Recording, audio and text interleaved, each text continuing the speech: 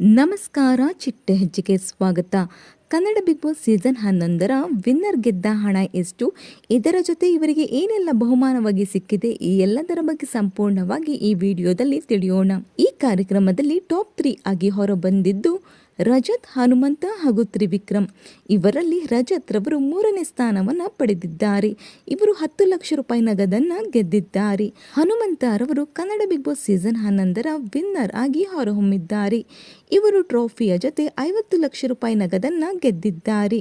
ಇನ್ನು ವಿನ್ನರ್ ಹನುಮಂತ ರವರು 5 ಕೋಟಿ ಓಟ್ ಅನ್ನ ಪಡೆದಿದ್ದರೆ, ರನ್ನರ್ ಅಪ್ ಆದ ತ್ರಿವಿಕ್ರಮ್ ರವರು 2 ಕೋಟಿ ಮತವನ್ನ ಪಡೆದಿದ್ದಾರೆ. ಅಂದರೆ 3 ಕೋಟಿ ಮತದ ಅಂತರದಲ್ಲಿ ಹನುಮಂತ ರವರು ಗೆದ್ದಿದ್ದಾರೆ.